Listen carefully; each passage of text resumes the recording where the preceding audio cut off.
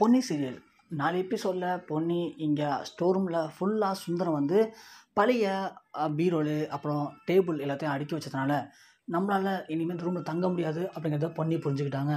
பற்றாக்குறைக்கு சுந்தரமும் அங்கேருந்து வந்து, என்ன பார்க்குற, ரூமில் இப்படி பழைய பொருள்லாம் அடுக்கிருக்கேன்னு பார்க்குறியா, நீ இந்த வீட்டில் தங்கக்கூடாது, அதனால தான் இப்படி வந்து அடுக்கி வச்சுருக்கேன், அதனால் நீ ஒழுங்காக இந்த வீட்டை விட்டு நீயாவே போயிடு, அதுதான் உனக்கு நல்லது, இல்லை அப்படின்னா நீ இன்னமும் அசிங்கப்பட்டு தான் வெளியில் போகிற மாதிரி இருக்கும், பார்த்துக்கோ அப்படின்னு சொல்லி இந்த இடத்துல சுந்தரம் வந்து சொல்கிறாரு.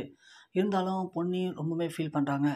ஆனால் இந்த சுந்தரம், ஜெயா, பிரீத்தி இவங்களுடைய முகத்திரை கிழிக்காமல் நான் இந்த வீட்டை விட்டு போகிறதா இல்லை அப்படிங்கிற மாதிரி அவங்களுடைய மனசில் முடிவு பண்ணிக்கிறாங்க. இப்போ என்ன, இந்த ஸ்டோர் ரூமில் நம்மளால் தங்க முடியாது அவ்வளோதானே, அதுக்காக இந்த வீட்டில் வேறு இடமா இல்லை அப்படின்னு சொல்லிட்டு பொன்னி நேராக மொட்டை மாடிக்கு போகிறாங்க. சக்தி வந்து பார்த்துட்டு பொன்னியை கூப்பிட்றாங்க. எங்கே பொன்னி போகிற, உனக்கு என்ன இப்போது இந்த ஸ்டோர் ரூமில் தங்க இடம் இல்லை அவ்வளோதானே, வா பொன்னி, நான் ஏதோ தெரியாமல் பண்ணிட்டேன், அன்றைக்கி உன் மேலே தப்பு இருக்குன்னு சொல்லி நான் பேசாமல் இல்லை, அன்றைக்கி நான் வேறு ஏதோ ஒரு குழப்பத்தில் இருந்தேன், அதனால் பேசலை, அதுக்காக என்னை மன்னிச்சிடு, நீ இங்கே ஏன் தங்குற, நான் உன் புருஷன், நீ ஏன் பொண்டாட்டி, எனக்குன்னு இந்த வீட்டில் அவ்வளோ பெரிய ரூம் இருக்குது, அந்த ரூமில் போய் நான் மட்டுமே தங்கிக்கலாம், நான் சொல்கிறத கேளு பொன்னி, எனக்காக ப்ளீஸ் தயவு செஞ்சு அந்த ரூமுக்கு வா அப்படின்னு சொல்லி கூப்பிட்றாரு சக்தி. பொன்னி ஒன்றே, அதெல்லாம் ஒன்றும் தேவையில்லை, எனக்கு என்னை பார்த்துக்க தெரியும், ஸோ நீங்கள் போயிட்டு உங்கள் வேலையை பாருங்கள், உங்களுக்கு தூக்கம் வந்துச்சு அப்படின்னா நீங்கள் சொன்னீங்களே இந்த இவ்வளோ பெரிய வீட்டில் உங்களுக்குன்னு தனி ரூம் இருக்குன்னு, அந்த ரூமில் போய் படுத்து தூங்குங்க, உங்களை வேன் தடுக்கவே இல்லையே அப்படின்னு சொல்லிட்டு பொன்னி அவங்களுடைய ட்ரெஸ்ஸு அப்புறம் பாயெல்லாம் எடுத்துகிட்டு மொட்டை மாடிக்க போகிறாங்க. சக்தி ஒன்றே, பொன்னி நீ இப்போ எங்கே போகிற அப்படின்னு கேட்க, தூங்க போகிறேன், அதுக்கே பொன்னி மொட்டை மாடிக்க போகிறேன், வேறு என்ன பண்ண சொல்கிறீங்க, நான் தங்கியிருந்த ஷோரூமில் இப்போது உங்கள் அம்மாவும் மாமாவும் சேர்ந்து பழைய ஜாமானை கொண்டு இறக்கிட்டாங்க, நான் இனிமேல் இந்த வீட்டில் இருக்கக்கூடாதுன்னு வச்சுருக்காங்க, அதுக்காகலாம் நான் இந்த வீட்டை விட்டு போக மாட்டேன், ஏன்னா நான் எது தப்புமே பண்ணலை, அப்படி இருக்கும்போது நான் எதுக்காக வீட்டை விட்டு போகணும், ஸோ எல்லாத்தையும் நிரூபிச்சுட்டு தான் வீட்டை விட்டு போவேன், அது வரைக்கும் யார் என்ன பண்ணாலும் இந்த வீட்டில் ஏதோ ஒரு மூலையில் கண்டிப்பாக நான் இருப்பேன் அப்படின்னு சொல்லிட்டு பொன்னி அவங்களுடைய பாயை போய் விரித்து போட்டு மொட்டை மாடியில் படுக்கிறாங்க. அதை பார்த்து சக்தியும் நேராக அவர் ரூமுக்கு போயிட்டு அவரும் ஒரு பெட்ஷீட்டு பாய் எடுத்து வராரு, வந்து பொன்னிக்கு பக்கத்தில் விரித்து போட்டு படுக்கிறாரு.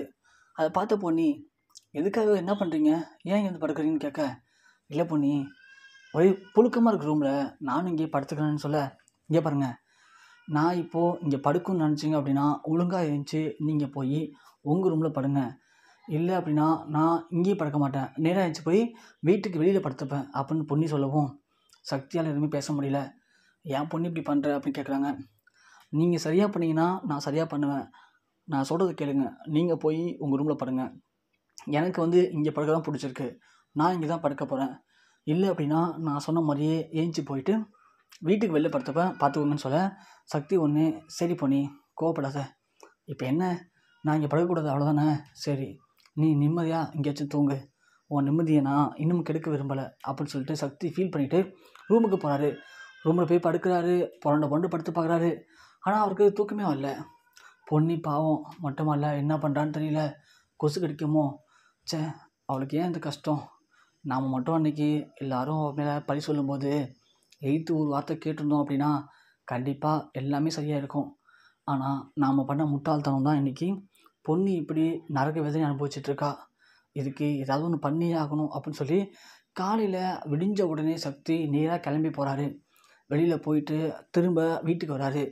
வரும்போது சக்தி ரொம்ப மகிழ்ச்சியாக வராரு. நேராக மொட்டை மாடிக்கு போகலான்னு பார்க்குறாரு. அப்போ தான் பொன்னி மொட்டை மாடிலேருந்து இறங்கி கீழே வராங்க. அதை பார்த்துட்டு சக்தி பொன்னியை பார்த்து சிரிக்கிறாரு. பொன்னிக்கு என்னன்னே புரியல. சக்தியை பார்த்துட்டு பொன்னி கண்டுக்காமல் பாத்ரூம் போகலான்னு சொல்லி அவங்க ரூமுக்கு போயிடுறாங்க.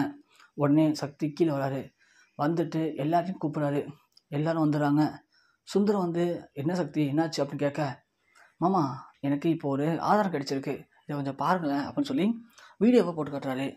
அந்த வீடியோவில் அன்னைக்கு கல்யாணத்தில் என்ன நடந்துச்சு அப்படிங்கிற வீடியோ ஓடுது. ஆனால் இதில் என் மாமா இங்கே பாருங்களேன், பொன்னி அந்த 2 பேர்கிட்ட பேசிகிட்டு இருக்கா, நீங்களும் பேசுகிறீங்க, ஆனால் வாய்ஸ் மட்டும்தான் மாறல அப்படின்னு சொல்ல, அதுக்கு என்ன மாப்பிள்ள, நான் ஒரு ஐடியா சொல்லவா, சொல்லுங்க மாமா, அந்த வீடியோவை போடு, அந்த வீடியோவில் நான் என்ன பேசுகிறேன், பவானி என்ன பேசுகிறா, பொண்ணு என்ன பேசுகிறா, அவங்க என்ன பேசுகிறாங்க அப்படிங்கிறத நாமளே ஒரு பேக்ரவுண்ட்லேருந்து பேசி பார்ப்போம். கரெக்டாக இருந்துச்சுன்னா அதானே பேசியிருப்பாங்க, வேற என்ன சக்தி இருக்க போகுது அப்படின்னு சொல்ல, ஓ அப்படி சொல்கிறீங்களா மாமா, சரி மாமா அப்படின்னு சொல்லி வீடியோ போட்டு காட்டுறாரு. வீடியோ போட்டோடனே சுந்தர் சொல்கிறாரு, பொன்னி எல்லாம் உனக்கு தெரிஞ்சவங்களா, பார்த்துமா நல்லா பார்த்து கவனி அப்படின்ற மாதிரி சொல்ல, மாமா என்னம்மா அப்படின்னு சொல்ல, ஆமாம் சக்தி அப்படி தான் பேசிடுவேன் அப்படின்னு சொல்ல, என்னம்மாம்மா எனக்கு நான் வளர்ந்து இத்தனை வயசு ஆகியும் எனக்கு காது குத்த நினைக்கிறீங்க, மாமா உங்கள் கல்யாணத்துக்குலாம் முன்னாடியே எனக்கு அம்மா காது குத்திட்டாங்க மாமா அப்படின்னு சொல்ல, என்ன சக்தி சொல்ல வரேன் அப்படின்னு கேட்கவும், ஓ மாமா ஃபஸ்ட்டு உங்களுக்கு ஒரு ட்ரையல் வச்சு பார்த்தேன், நீங்கள் என்ன பண்ணுறீங்கன்னு சொல்லிட்டு. இந்த வீடியோவில் ஆடியோ இருக்குது மாமா, அதை யாரோ ஒருத்தவங்க வேணும்னே எரேஸ் பண்ணியிருந்தான். ஆனால் அதை இப்போ என்னுடைய ஃப்ரெண்டுகிட்ட கொடுத்து அதை ரீஸ்டோர் பண்ணி இப்போது ஆடியோவை வர வச்சுட்டேன் அப்படின்னு சொன்னதுமே இங்கே சுந்தரத்துக்கு ஒன்றுமே பேச முடியல. சுந்தரம் ஒருவேளை இவன் பொய் சொல்கிறானா இல்லை உண்மையாலுமே அது மாதிரி பண்ணியிருப்பானா, அப்படி பண்ணியிருந்தா நாம் பேச விஷயம் தெரிஞ்சிருக்குமே, என்னடா பண்ண போகிறோன்னு சொல்லி பெதப்பதன்னு முடிச்சு நிற்கிறாரு. உடனே சக்தி அந்த ஆடியோவை போட்டு கட்டுறாரு. அப்படி போடும்போது அந்த இடத்துல சுந்தரம் தான் வந்து பொண்ணுக்கிட்ட இது சக்தியோடைய தெரிஞ்சவங்க, முக்கியமான சொந்தக்காரங்க, நீ கூட இருந்து எல்லாத்தையும் கவனிச்சிக்கோ அப்படின்ற மாதிரி சொல்லி விட்டுட்டு போகிறாரு. இதை கேட்ட உடனே இங்கே சுந்தரத்தால் ஒன்றுமே பேச முடியல. அதை பார்த்த பவானி ரொம்பவுமே அதிர்ச்சி அடைகிறாங்க. உடனே சக்தி சொல்கிறாரு, எனக்கா பார்த்து அப்படியே உடஞ்சி போய் நிற்கிறேன், என்னமோ என் புருஷன் தான் உலகத்தில் இல்லாத புருஷன், எல்லாத்தையுமே கரெக்டாக பண்ணுவான்னு சொன்னேன், எப்படி கரெக்டாக பண்ணியிருக்காரு பார்த்தியா உன் அருமை புருஷன் அப்படின்னு சொல்லவும், பவானி ஒன்று என்னங்க இதெல்லாம் ஏங்க இப்படி பண்ணீங்க அப்படின்னு கேட்க, சுந்தரம் எதுவுமே பேசாமல் அமைதியாக நிற்கிறாரு. இன்னொரு பக்கம் ஜெயாவால் எதுவுமே பேச முடியல. சக்தி அங்கே தான் குரலை வசதி பேசுகிறாரு, எல்லாத்துக்கும் காரணம் என் பொண்டாட்டின்னு சொன்னீங்களே, இப்போ தெரியுதா இந்த பிரச்சனைக்கெலாம் காரணம் யாருன்னு சொல்லிட்டு. ஆனால் உங்கள் உள்ளேயே ஒரு துரோகியை வச்சுக்கிட்டு சம்மந்தமே இல்லாத அந்த அப்பாவி பொண்ணை போட்டு நீங்கள் எவ்வளோ டார்ச்சர் பண்ணீங்க, அந்த பொண்ணுடைய மனசு எப்படி வலிச்சிருக்கும், என்னென்னலாம் பண்ணுமோ உச்சக்கட்ட டென்ஷன் எடுத்துனீங்க அந்த பொண்ணை. பாவம் அந்த பொண்ணு அவ்வளோ குற்ற உணர்ச்சியும் தாங்கிக்கிட்டு பழியை ஏற்றுக்கிட்டு எப்படியாவது நிரூபிக்கணும்னு சொல்லி மொட்டை மாடியில் போய் கொசுக்கிட்ட தூங்குறா. அப்படியாப்பட்ட ஒரு நல்ல பொண்ணை நீங்கள் எவ்வளோ டார்ச்சர் பண்ணியிருப்பீங்க, உனக்கெலாம் சுத்தமாக அறிவே இருக்காது போல் அப்படின்னு சொல்கிறாரு. இங்கே பாருங்கள், இப்போது பொண்ணு வெளில வருவா, அவள்கிட்ட இந்த ஆதாரத்தை கொடுத்து போட்டு காட்ட சொல்லுவேன், அவளும் போட்டு காட்டி தான் மேலே எந்த ஒரு பழியும் இல்லை அப்படிங்கிறத நிரூபிக்க போகிறா. அதுக்கப்புறம் அவள் இந்த வீட்டில் இருக்க மாட்டா, எனக்கு தெரிஞ்சு கிளம்பிடுவா. அப்படி அவன் இந்த வீட்டை விட்டு போயிட்டா அப்படின்னா கண்டிப்பாக நானும் அவள் கூட இந்த வீட்டை விட்டு போயிடுவேன். இல்லை அவள் இந்த வீட்டில் இருக்கணும், நானும் இந்த வீட்டில் இருக்கணும்னு நினச்சிங்கன்னா அவளை இந்த வீட்டில் இருக்க வைங்க, அவள் இந்த வீட்டில் இருந்தால் நான் இருப்பேன், இல்லைன்னா நான் போயிடுவேன். அவளை இந்த வீட்டில் இருக்க வைக்கிறதுக்கு நீங்கள் எல்லாம் நான் பண்ண தப்பு தான் சொல்லி அவள் காலில் விழுந்தால் தான் அவங்க இருப்பான்னு தெரிஞ்சால் கண்டிப்பாக நீங்கள் விழுந்தால் மட்டும்தான் நானும் இருப்பேன், இல்லைனா அவள் கூட தான் நான் போவேன் அப்படின்னு சொல்லி சக்தி சொல்லிவிட்டு நேராக பொண்ணியை போய் கூட்டுறாரு. கூட்டிகிட்டு வந்து எல்லாத்தையும் போட்டு காட்டுறாரு. பொன்னிக்கு அப்போ தான் சக்தி மேலே நம்பிக்கை வருது.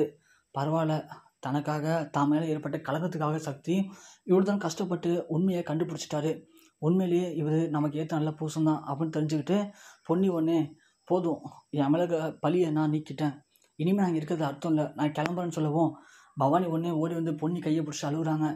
பொன்னி மன்னிச்சிருமா, எங்களுக்கு இப்பெல்லாம் நடந்துச்சு தெரியாது, தெரியாமல் உன் மேலே அப்படி நாங்கள் பழி போட்டுட்டோம், என்னை மன்னிச்சிருமா, எங்களை மன்னிச்சுட்டு என் தம்பியை ஏற்றுக்கம்மா, நீ இந்த வீட்டில் மகாராணி மாதிரி வாழணுமா அப்படின்னு சொல்லி கெஞ்சுறாங்க. ஆனால் பொன்னி என்னால் இனிமேல் இங்கே இருக்க முடியாது, நான் கிளம்புறேன்னு சொல்ல யாருமே எதிர்பார்க்கவே இல்லை. அது வரைக்கும் பேசாமல் அமைதியாக அந்த ஜெயா நேராக ஓடி வந்து பொன்னி கையை பிடிச்சி என்னை மன்னிச்சிடு பொன்னி, என்னை மன்னிச்சிடு, நான் ஏதோ ஒரு முட்டாள்தான் பண்ணிட்டேன், நான் பண்ண தவறு தான் இவ்வளோதுக்கு காரணம், இந்த வீட்டுடைய பெரிய மனுஷியாக நான் எல்லாத்தையும் புரிஞ்சு நடந்துருக்கணும், நான் பண்ணலை, எனக்கு நீ நல்ல புத்தி காட்டிட்ட, என்னை மன்னிச்சிருமா, உன் கையை காலை நினைக்கிறேன்னு சொல்லி ஜெயா பிடிச்சி கெஞ்சி அழுகுறாங்க. பொன்னி முதல்ல கொஞ்சம் முறுக்கிட்டு இருந்தாலும் வேறு வழியே இல்லாமல் ஜெயாவை கட்டி பிடிச்சி அப்படியே அழுதுகிட்டே நிற்கிறாங்க.